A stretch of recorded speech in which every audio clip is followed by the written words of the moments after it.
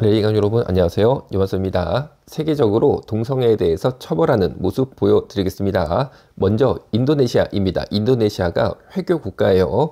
여기에서는 간통 사실을 자백한 여성은 100대 두들겨 맞습니다. 태형이라고 그러죠. 그런데 자백하지 않을 때는 15대 때립니다. 그러니까 누가 자백을 하겠습니까? 나 안 했다 라고 간통 사실을 다 부인하고 15대 맞고 끝이 나겠지만, 여기서 위험성은 둘이 실제로 간통을 안 했는데도 너 간통했지? 그랬는데 저 안 했습니다. 그래도 15대는 뚜들겨 맞는 거예요. 그런데 놀랍게도 동성애 하다가 적발이 되면은 최대 150대 태형에 처하게 되니까, 오히려 간통했다는 것을 내가 완전히 인정을 할 때 100대인데 동성애는 150대니까 동성애가 간통보다 더 높게 태형, 즉 두들겨 맞는 벌을 내리고 있다라는 것을 볼 수 있습니다. 그리고 영국 보겠습니다. 영국 잉글랜드는 21세 이상 남성 간 동성애를 처벌하는 법은 1967년 폐기됐고, 스코틀랜드와 북아일랜드는 1980년, 1982년 동성애 처벌법이 없어졌습니다. 그러니까 영국, 스코틀랜드, 아일랜드 이런 곳은 1982년까지도 어이구 뭐 동성애하다 걸리면은 감옥에 막 집어넣고 처벌을 시켰다는 거죠. 그런데 결국에 이 법이 없어졌는데 2022년 1월 5일 돼서야지만 영국 정부가 학문성교, 동성간 음행, 남색 등의 죄목으로 유죄 판결을 받은 남성을 사면했다고 합니다. 무슨 말이냐면은 1982년 전에까지만 해도 동성애자들이 동성애한다는 이유만으로 처벌이 된 거예요. 그래서 이 사람들이 전과를 평생 안고 살면서 당연히 여러 가지 전과자로서의 취업이라든지 교육이라든지 여러 영역에서 불이익을 받고 살았다는 거죠. 그런데 이제는 2022년 1월 돼서 이거는 좀 그렇다, 아예 전과 자체를 없애주자 해가지고 없앴다라는 거죠. 그리고 아프리카입니다. 카메룬 법원은 동성애 시도한 트랜스젠더 여성에게 징역 5년을 최근 선고했는데, 카메룬은 동성애를 범죄한 아프리카 31개 국가 중 하나입니다. 그런데 이 법원은 동성애 하다가 적발이 된 샤키라와 패트리샤라는 여성 동성애자 2명이죠. 각각 20만 CFA 프랑, 한화로 41만 6,600원입니다. 벌금을 부과했는데, 만약에 이 41만 원 벌금을 마련하지 못하면 징역 12개월이 추가가 된다고 하네요. 아이고, 돈 40만 원이 1년 감옥을 더 있게 만드는 중요한 역할을 하니까, 우리가 돈 40만 원도 여러분 혹시 40만 원 돈 딱 보시면은 이야, 이게 정말 이렇게 귀한 돈이구나 뭐 그런 생각도 할 수 있겠다 이런 생각 듭니다. 그런데 아프리카는 31개 국가가 동성애를 범죄화하고 있어요. 그러나 우리나라는 지금까지 단 한 번도 동성애를 범죄화한 적이 없습니다. 일반 사회에서 동성애한다는 이유로 벌금을 물리거나 감옥에 가두거나 심지어 어떤 불이익을 준 적도 없다는 거죠. 그런데 차별금지법을 왜 한국 기독교계가 반대를 하냐면, 동성애에 대한 건전한 비판은 할 수 있어야 됩니다. 동성애를 통해 감염되는 질병이 31개 이상이고, 대한민국 에이즈 감염의 주된 감염 경우는 명확히 남성 간 학문 성관계 동성애로 감염이 주로 되고 있습니다. 그런데 이런 부분을 말하면 동성애자들이 기분이 나빴다는 이유로 차별금지법으로 소송을 하게 되면 징벌적 손해배상을 물리니까, 어떤 의미입니까? 동성애할 자유는 100% 보장된 대한민국이라는 곳에서, 그리고 동성애를 처벌한 역사가 없는 대한민국이라는 현장에서 동성애에 대한 건전한 비판을 하는 사람만 법적 불이익을 주겠다. 이것은 바로 동성애 독재국가가 된다라는 거죠. 그래서 기독교계가 반대하고 있는데, 오히려 교육부도 차별금지법에 대해서 반대하고 있습니다. 학력도 뜨거운 감자다, 이 부분인데, 교육부는 해당 차별금지 법안에서 학력을 삭제해달라는 공식 의견을 국회 법사위와 법무부에 제출하였습니다. 왜냐하면 학력은 개인의 선택과 노력에 따라 상당 부분 성취 정도가 달라지는 만큼 합리적 차별로 볼 수 있다라는 내용이에요.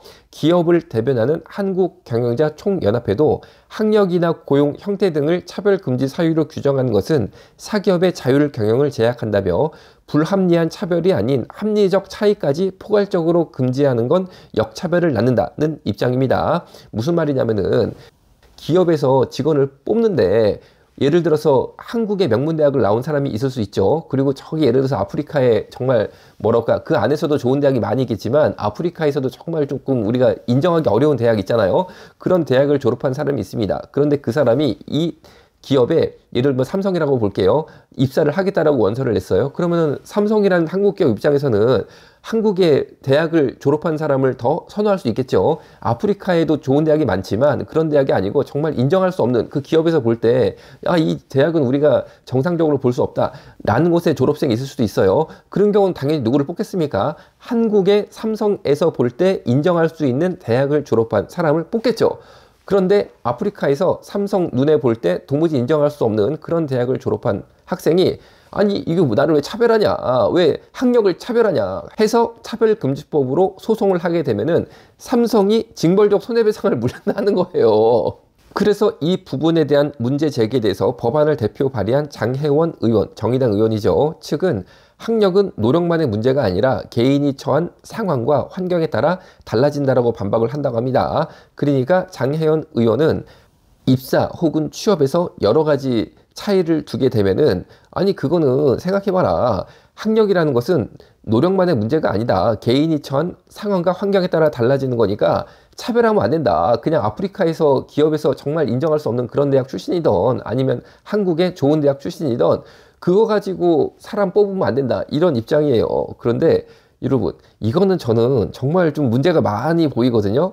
왜냐하면 현재 기업에서 직원들을 채용할 때 무조건 좋은 대학, 명문대학 나왔다고 뽑지 않습니다. 정말 그 사람이 어떤 과정을 통해서 그 학교에 들어갔고 그리고 어떤 인성과 어떤 활동을 했는지를 종합적으로 판단을 합니다. 그래서 정말 예를 들어서 아니 꼭 서울대 연고대 안 나오면 어떻습니까? 정말 내가 어려운 가정 환경 속에서 내가 정말 열심히 노력해가지고 정말 내가 최선의 결과를 얻었다 라는 것이 입증이 되면 그런 사람들 기업에서 서로 뽑습니다. 왜냐하면은 인간 승리와 강한 의지력을 보여줬기 때문에 그런 학생들을 뽑는 게 대부분의 기업의 마음이지, 무조건 여러분 서울대 연고대 나왔다고 뽑습니까? 여러분 서울대 연고대 이기적으로 공부만 해가지고 그리고 부모님이 막 그냥 막 여러 가지 루트를 통해서 스펙 만들어가지고 강제로 보냈다. 그거 기업에서 좋아하지 않습니다. 어느 기업이 좋아하겠습니까?